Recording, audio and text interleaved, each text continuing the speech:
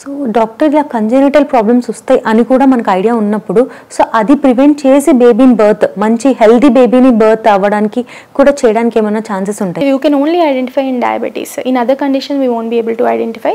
As I said ఇందాక diabetes fully కంట్రోల్లోకి వచ్చిన తర్వాత వాళ్ళు ప్రెగ్నెన్సీ ప్లాన్ చేసుకోవడం మంచిది. They should meet proper endocrinologist. Few patients even require insulin, even pre pregnancy కూడా ఇన్సులిన్ పడుతుంది. సో అంతా కంట్రోల్ చేసుకున్న తర్వాత ప్రెగ్నెన్సీ ప్లాన్ చేసుకోవడం ద్వారా కంజెనిటల్ అబ్నార్మాలిటీస్ని అవాయిడ్ చేసే అవకాశం ఉంటుంది. సో డాక్టర్, ఈ మధ్య యూట్రైన్ ఫైబ్రాయిడ్స్ కూడా చాలా ఎక్కువ మంది పేషెంట్స్లో చూస్తున్నాం అండ్ దానివల్ల కూడా చాలా ప్రాబ్లమ్స్ వస్తున్నాయి వాళ్ళకి. సో అది ఎలా డయాగ్నోసిస్ చేస్తారు అండ్ వాటికి ఏ ట్రీట్మెంట్స్ ఉంటాయి? So uterine fibroids is also familial. It runs in the families. At the same time, it is related to hormones also. Okay, now patients who is having excessive of hormones and run in the family, fibroids ని identify చేయొచ్చు.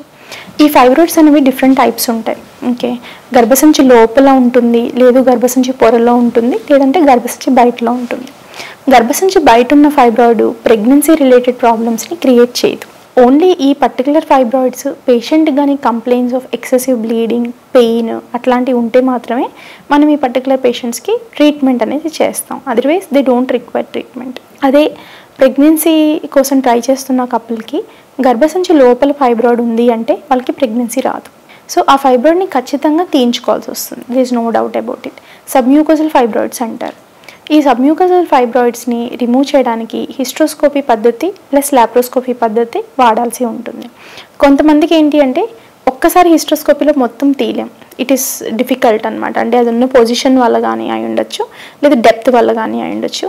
ఈ కొంతమందికి 2 times hysteroscopic fibroid removal చేయాల్సిన అవసరం కూడా రావచ్చు. కొంతమందికి చిన్న ఫైబ్రాయిడ్ ఉంటే మాత్రం ఒక్కసారికి మనం రిమూవ్ చేసేసేయచ్చు. 1 గర్భసంచి లోపల పొరలో ఉన్న ఫైబ్రాయిడ్, మజిల్లో ఉన్న fibroid again depends on number of fibroids also. Okay, ఒక్క ఫైబ్రాయిడ్ ఉంది, పర్వాలేదు చిన్నగా ఉంది అంటే we don't worry at all.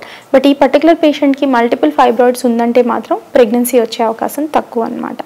And fibroid also decreases the fertility. అంటే డిఫరెంట్ కాజెస్ ఉంటాయి. బట్ ఫైబ్రాయిడ్ అనేది స్పర్మ్ని లోపలికి వెళ్లకుండా చేసే అవకాశం అనేది ఉంటుంది. లోపల స్పర్మ్ ఎగ్ కలవకుండా చేసే అవకాశం ఉంటుంది.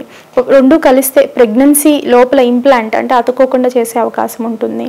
అండ్ 4th, ఒకవేళ వాళ్ళకి ప్రెగ్నెన్సీ వచ్చిన ఫైబ్రాయిడ్ అనేది వాళ్ళకి అబోర్షన్ అవడానికి కూడా కారణం అనేది ఉంటుందన్నమాట. సో దాన్ని బట్టి పర్టికులర్ పేషెంట్కి వాళ్ళకున్న కండిషన్ని బట్టి ట్రీట్మెంట్ అనేది మనం ప్లాన్ చేసుకోవచ్చు. ఓకే, కొంతమందికి చిన్న ఫైబ్రాయిడ్సే ఉంటాయి. వాటికి ఏంటంటే మనం ఇంజెక్షన్ రూపంలో కూడా ట్రీట్మెంట్ అనేది ఇవ్వచ్చు అనమాట. మంత్లీ ఇంజెక్షన్స్ ఇవ్వడం ద్వారా వీళ్ళకి ఫైబ్రాయిడ్ని ష్రింక్ చేసే అవకాశం అనేది ఉంటుంది. But very huge fibroids pregnancy అనేది డిఫికల్ట్ అవుతుందంటే మాత్రం మయోమెక్టమీ పద్ధతి ద్వారా ఈ ఫైబ్రాయిడ్ని రిమూవ్ చేసుకుని ఆ తర్వాత వాళ్ళకి ప్రెగ్నెన్సీ ప్లాన్ చేసుకుంటే మంచిది. సో ఎండోమెట్రియోసిస్ కూడా ఎలాంటి ట్రీట్మెంట్ ఆప్షన్స్ ఉంటాయి doctor? Endometriosis is also kind of hormonal abnormality ఉంది.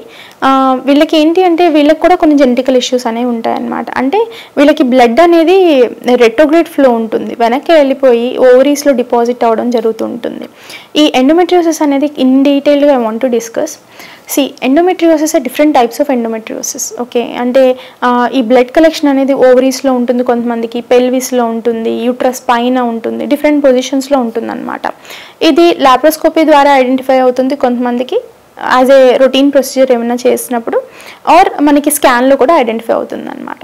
సో వీళ్ళకి ఏంటంటే ఇనిషియల్గా చిన్న సిస్టులు లాగానే ఉంటాయి. ఎర్లీగా ఐడెంటిఫై చేస్తే అండ్ గర్భసంచి పక్కన చిన్న అండాశయంలో సిస్టులు ఉంటాయి అనమాట, చాక్లెట్ సిస్ట్. వీళ్ళకి చిన్న సిస్టులు ఉన్నాయి కదా, ప్రెగ్నెన్సీ కోసం తర్వాత ప్లాన్ చేసుకుందాం అనుకుంటూ ఉంటారు. ఇంకే మోస్ట్గా జరిగేది ఇదే. ఓకే, ఎండోమెట్రియోసిస్ అనేవి ఇట్స్ ఎ ప్రోగ్రెసివ్ డిసీజ్. అంటే ఈరోజు 2 సెంటీమీటర్లు ఉన్నది ఒక 1 yearకి 5 centimeters కావచ్చు, లేదు 3 yearsకే 5 centimeters కావచ్చు. It depends upon their growth, it depends upon the patient also. And there is a study called error study. ఈ స్టడీ ఏం ప్రూవ్ చేసింది అంటే ఎండోమెట్రియోసిస్ పేషెంట్కి ఎగ్ రిజర్వ్ అనేది ఎక్కువ తగ్గుతుంది.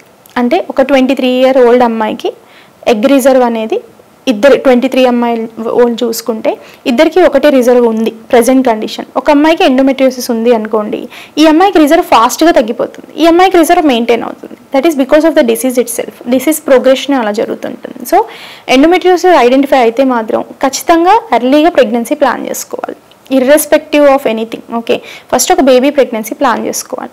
లేదు మీకు ప్రెగ్నెన్సీ ప్లాన్ చేసుకోవడం ఇష్టం లేదు ఇప్పుడు, ఓకే మీకు ఫ్యూచర్లో ప్లాన్ చేసుకోవాలి అనుకుంటే మాత్రం ఒక ఐవీఎఫ్ సైకిల్ చేయించుకుని ఎంబ్రియోస్ని రెడీగా పెట్టుకుని ఫ్యూచర్లో you can plan for pregnancy. ఎందుకంటే ఎండోమెట్రియోసిస్ వాళ్ళకి ఎగ్ డ్యామేజ్ అవుతుంది, రిజర్వ్ అనేది తగ్గుతుంది, వాళ్ళకి డిఎన్ఏ అబ్నార్మాలిటీస్ అనేవి ఫార్మ్ అవుతాయి, ఇంకే ఊసైట్ అబ్నార్మాలిటీస్ అనేవి ఉంటాయన్నమాట. సో వాళ్ళు డిలే చేయకూడదు.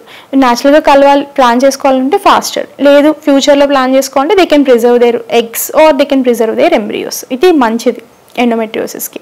ఈ రిజర్వ్ తగ్గడాన్ని ఐడెంటిఫై చేయడం అనేది చాలా కష్టం అనమాట.